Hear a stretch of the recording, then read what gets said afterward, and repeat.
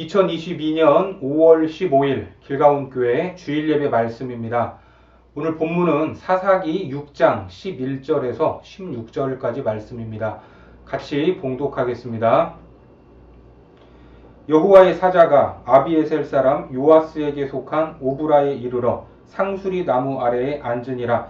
마침 요아스의 아들 기드온이 미디안 사람에게 알리지 아니하려 하여 밀을 포도주 틀에서 타작하더니 여호와의 사자가 기드온에게 나타나 이르되 큰 용사여 여호와께서 너와 함께 계시도다 하매 기드온이 그에게 대답하되 오 나의 주여 여호와께서 우리와 함께 계시면 어찌하여 이 모든 일이 우리에게 일어났나이까.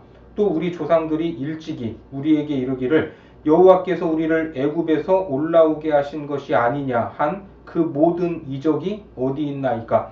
이제 여호와께서 우리를 버리사 미디안의 손에 우리를 넘겨주셨나이다 하니 여호와께서 그를 향하여 이르시되 너는 가서 이 너의 힘으로 이스라엘을 미디안의 손에서 구원하라. 내가 너를 보낸 것이 아니냐 하시니라. 그러나 기드온이 그에게 대답하되 오 주여 내가 무엇으로 이스라엘을 구원하리이까. 보소서 나의 집은 므낫세 중에 극히 약하고 나는 내 아버지 집에서 가장 작은 자니이다 하니 여호와께서 그에게 이르시되 내가 반드시 너와 함께 하리니 내가 미디안 사람 치기를 한 사람을 치듯 하리라 하시니라.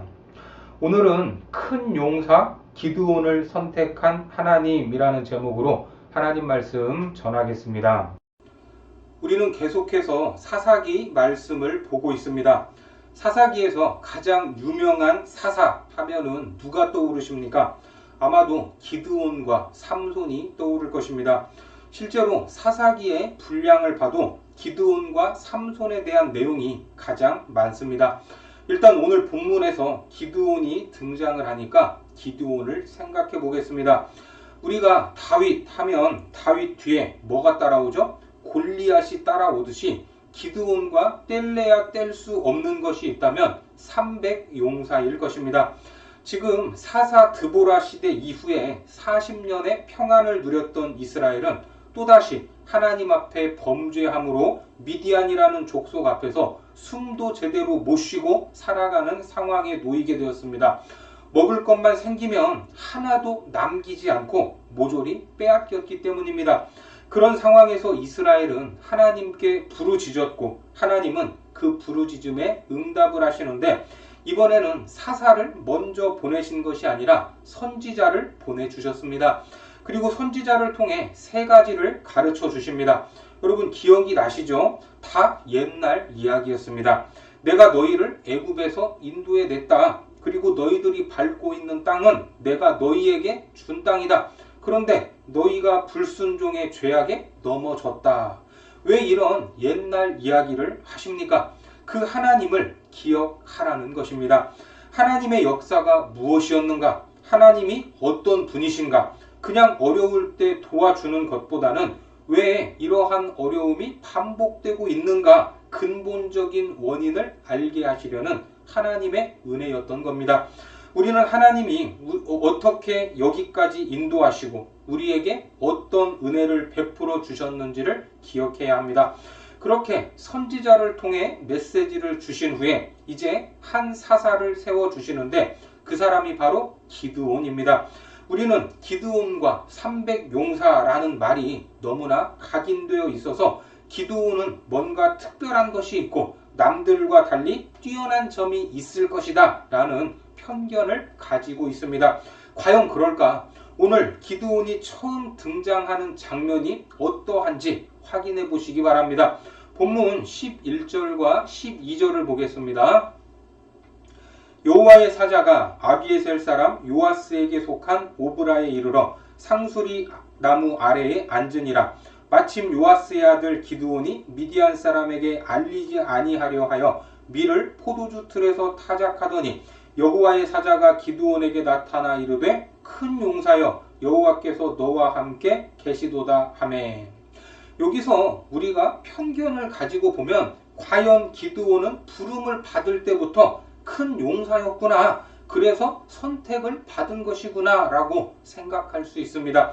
하지만 성경을 볼 때 보고 싶은 것만 보시고 나름대로 좋은 것들만 추려내시면 안 됩니다.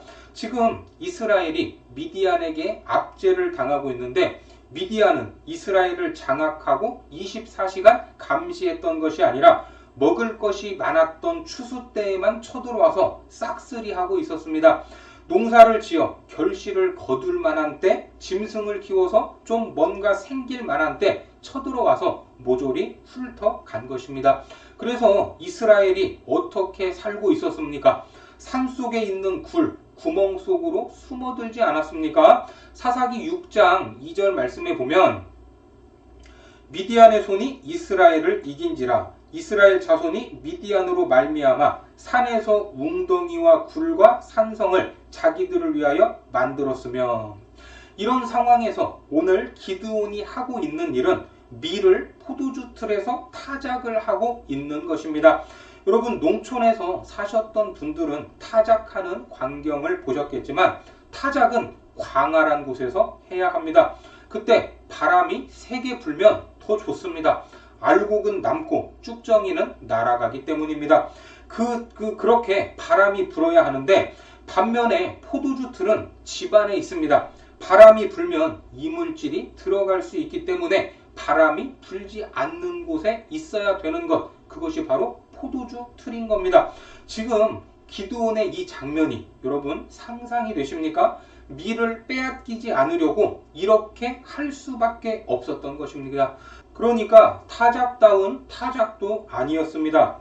여기서 타작이라는 히브리 말은 하바티라는 단어를 썼는데 룻기 2장 17절에 보시면 룻이 밭에서 저녁까지 죽고 그 주운 것을 떠니 보리가 한 에바쯤 되는지라.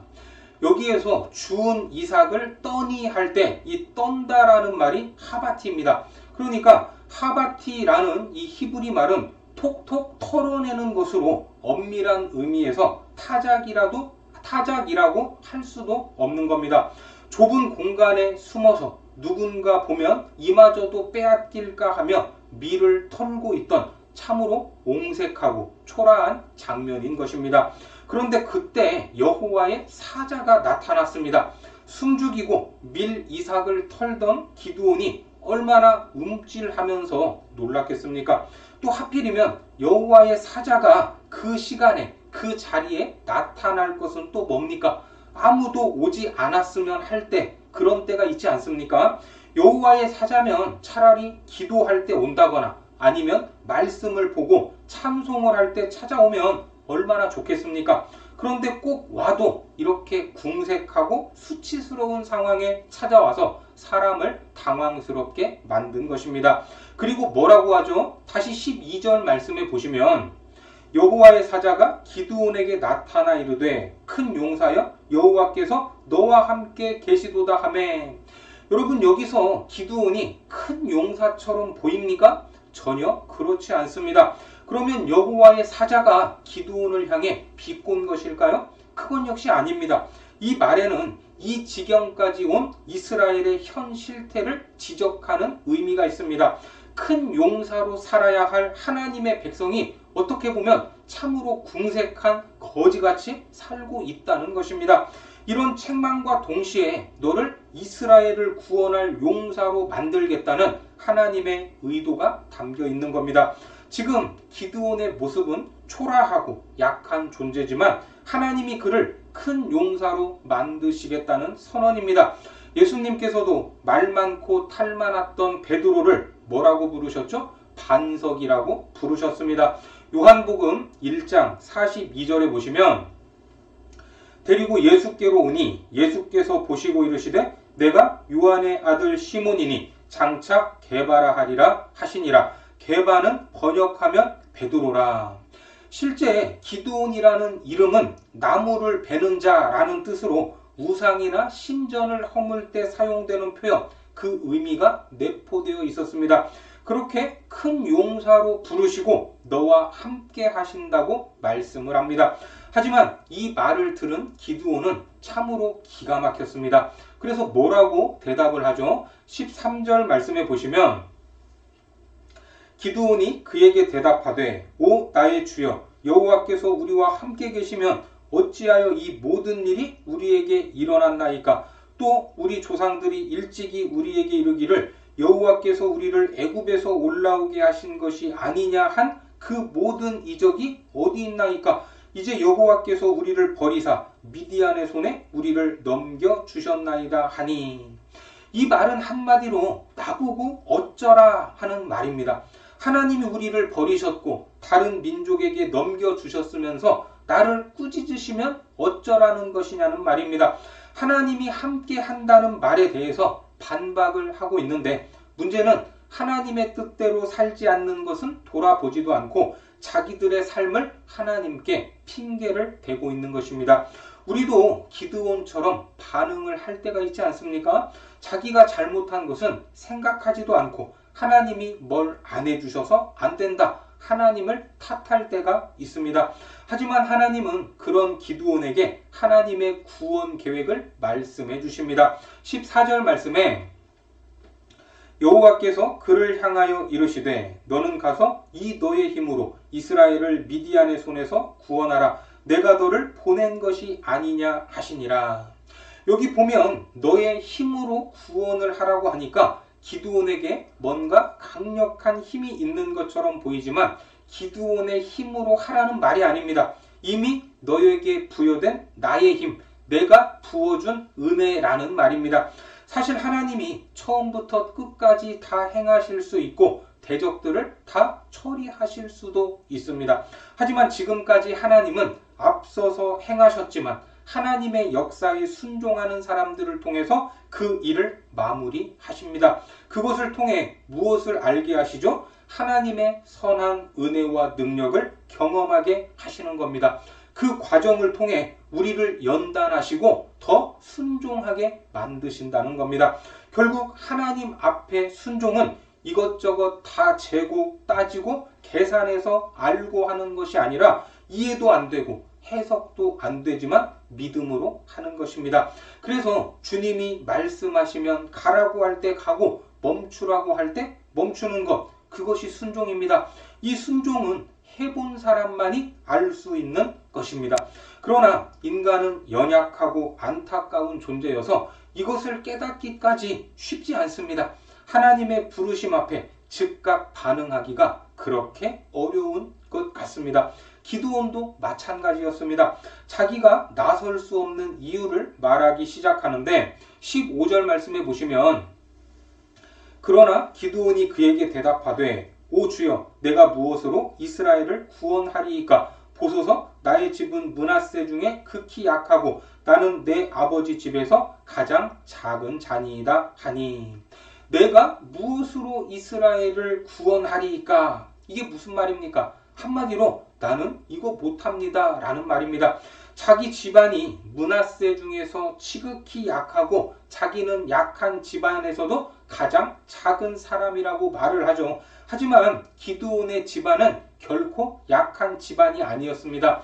나중에 보면 나오는데 종을 10명이나 데리고 가는 것을 확인할 수 있습니다. 사사기 6장 27절을 한번 볼까요? 이에 기드온이 종 10사람을 데리고 여호와께서 그에게 말씀하신 대로 행하되 그의 아버지의 가문과 그 성읍 사람들을 두려워함으로 이 일을 감히 낮에 행하지 못하고 밤에 행하니라. 어떻습니까? 순종을 안 하려고 핑계를 대면 그 이유가 한두 가지겠습니까? 더 많은 핑계거리를 찾을 수도 있을 겁니다. 출애굽기에서도 하나님이 모세를 부르시는 장면이 나오죠. 하지만 그때 모세도 어떻게 반응을 합니까? 계속해서 핑계를 댔습니다. 출애굽기 3장 11절과 12절 말씀에 보시면 모세가 하나님께 아뢰되 내가 누구이기에 바로에게 가며 이스라엘 자손을 애굽에서 인도하여 내리까. 하나님이 이르시되 내가 반드시 너와 함께 있으리라. 내가 그 백성을 애굽에서 인도하여 낸 후에 너희가 이 산에서 하나님을 섬기리니 이것이 내가 너를 보낸 증거니라. 모세도 핑계를 댔습니다. 그때 하나님은 내가 너와 함께 하시겠다고 약속해 주십니다. 혼자 내버려 두지 않겠다는 말입니다. 그런 상황에서 내가 뭘 해야 하나, 내가 무슨 책임을 져야 하나 라고 생각하는 것은 말이 되지 않습니다. 왜 그렇죠? 우리가 무력하고 부족하다는 것은 나보다 하나님이 더 잘 아시기 때문에 함께 하시겠다는 것입니다. 하나님이 함께 한다는 것은 내가 뭔가를 하고 거기에 대한 책임을 지는 것이 아닙니다. 처음부터 끝까지 하나님이 하시겠다는 말입니다. 우리는 그 자리에, 하나님이 있으라는 자리에 있기만 하면 됩니다. 하나님이 머물게 한 그곳이 내 사명이기 때문입니다. 그러니까 순종하기로 결단을 하면 순종할 수 있는 길이 보이고 열리게 되는 겁니다. 반대로 하기 싫으면 자기 집안이 부유함에도 불구하고 가장 약하다고 축소시키는 것, 그것이 바로 사람의 모습입니다. 참으로 우리가 보기에도 여러 가지로 부족해 보이는 이 기드온을 부르시는 하나님, 그 하나님의 의도는 무엇일까 궁금하지 않을 수 없습니다. 왜? 하나님이 포기하지 않고 그를 계속해서 설득하고 계시기 때문입니다. 본문 16절을 보겠습니다. 여호와께서 그에게 이르시되 내가 반드시 너와 함께하리니 내가 미디안 사람 치기를 한 사람을 치듯 하리라 하시니라. 여기서 더 구체적이고 확실한 사명을 주고 계십니다. 이 사명에 기드온이 감격했을까요? 아닙니다. 감격하지 않았습니다. 기드온도 자기가 이 일을 맡을 만한 자격과 조건이 안 된다는 것을 알고 있습니다. 그러니까 이런 사명이 도무지 이해가 되지 않는 겁니다. 그래서 질문을 하게 되고 이제는 표징을 보여달라고 요구를 합니다. 우리도 한때 무조건적 순종이 좋은 믿음인 양 가르쳤고 강요했던 적이 있습니다. 하지만 지금 젊은 세대는 어떻습니까? 무조건 하라고 하면 합니까? 안 합니까? 하지 않습니다. 그걸 내가 왜 해야 하냐라는 질문을 합니다. 홍해를 건넌 세대보다 이제 한두 세대가 지난 후의 인물이 기드온입니다. 그래서 하나님이 우리와 함께 하시면 우리가 왜 이런 고생을 해야 합니까? 라는 질문도 던지는 겁니다. 따지고 보면 기드온의 입장에서는 참으로 합리적인 질문이었습니다. 거기에 대해서 하나님이 대답을 하시고 계속해서 설득해 나가고 있는 겁니다. 그래서 6장에는 기드온이 질문을 하고 하나님이 대답을 하십니다. 사사기 6장 17절 말씀을 보겠습니다. 기드온이 그에게 대답하되 만일 내가 주께 은혜를 얻었사오면 나와 말씀하시니가 주 되시는 표징을 내게 보이소서. 어떻게 보면 하나님을 시험하는 것처럼 보일 수도 있지만 이런 모습이 이전 세대와 다음 세대의 차이일 수 있습니다. 사실 하나님의 위대한 역사를 경험하지 못한 다음 세대가 가질 수 있는 질문인 것입니다. 이런 질문과 대답의 과정을 거치면서 하나님에 대해 경험할 수 있고 그 믿음이 성장해 나가는 것입니다. 이어지는 내용에는 하나님이 정말 이 말씀을 하신 것이 사실인가 계속해서 묻고 또 묻는 장면이 나옵니다. 한 번에 하나님의 부르심 앞에서 수긍한 사람은 찾기 힘든 것, 그것이 사실이죠. 앞서 모세의 경우도 봤지만 예레미야 선지자도 그랬습니다. 예레미야 1장 5절과 6절 말씀에 보면 내가 너를 모태에 짓기 전에 너를 알았고 내가 배에서 나오기 전에 너를 성별하였고 너를 여러 나라의 선지자로 세웠노라 하시기로 내가 이르되 슬프도소이다 주 여호와여 보소서 나는 아이라 말할 줄을 알지 못하나이다 하니. 그리고 사도 바울도 이런 고백을 남겼습니다. 고린도후서 11장 30절에 내가 부득불 자랑할진대 내가 약한 것을 자랑하리라. 이 말이 무슨 말입니까? 자기가 잘난 것이 하나도 없다는 말입니다. 처음부터 하나님 사람을 참 잘 보시네요. 나 말고 이렇게 중요한 일을 누가 하시겠습니까? 잘 찾아오셨습니다. 이런 사람은 없습니다.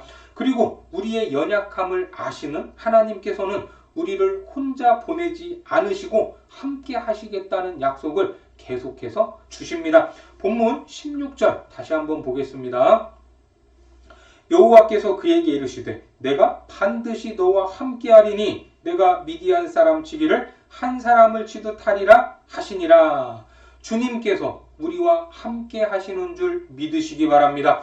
시편 23편 4절에서도 내가 사망의 음침한 골짜기로 다닐지라도 해를 두려워하지 않을 것은 주께서 나와 함께 하심이라. 주의 지팡이와 막대기가 나를 안위하시나이다.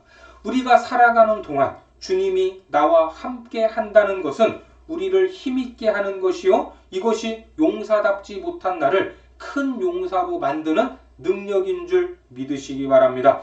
이처럼 하나님이 함께 하시기에 어떤 일이 일어난다고 합니까? 미디안 사람 치기를 한 사람을 치듯 하리라.